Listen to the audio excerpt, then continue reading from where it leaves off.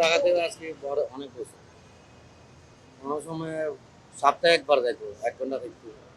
এখন তো ডেলি 3-4 বারে চলে। সব কিছুতে বাড়তি, ব্যবসা বাণিজ্য নাই, সব কিছু বাড়তি।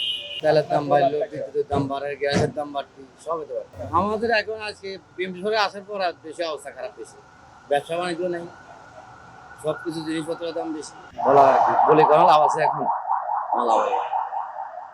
তো আমাদের 10,000-12,000 টাকা সেলের জায়গায় আগে গেছে 3,000-4,000 টাকা সেল। 3,000 টাকা 4,000 টাকা সেল হলে একদম মাসের খানা পয়সা হয়, ফ্যামিলি নিয়ে থাকা যায়। এই পরিস্থিতি যাদের সংকট চলবে।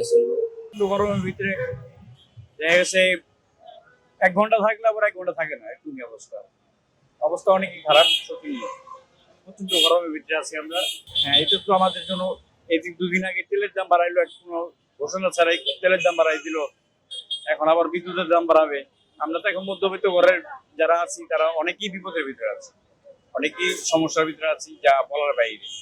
তো প্রধানমন্ত্রীকে বলবো, জনাব তারেক রহমানকে, প্রধানমন্ত্রীকে বলবো যে উনি যাতে মধ্যবিত্ত এই ধরনের খরচপাতির ভিতরে একটু নজর দেয়, যাতে মধ্যবিত্ত যারা আছে তারা একটু খেয়ে পরে বেঁচে থাকতে পারে। কথা বলতে হয় পাটা পাতা ঘষাঘষি দোকান সারা মরিদের নেতাদের গোতাগুতি কাম সারা আমাদের বুঝছে। জল দেয়, জল আসে, বাইরে শুধু গুলশান দেশ যায় ক্ষমতায়, সে যায় হনুমান পাবলিক।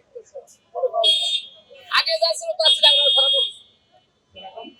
সব দিক দেশে আইন শৃঙ্খলার যে অবনতি, দ্রব্যমূল্যের কোনো নিয়ন্ত্রণ নেই। আর কারেন্টের কথা বলি তো ওটা তো হলো মানে আলাউদ্দিন আজাদ প্রতিদিন মতো ওটা দিন আসতে পারে না, আর দাম বাড়াইলে তাহলে তো অবশ্যই তো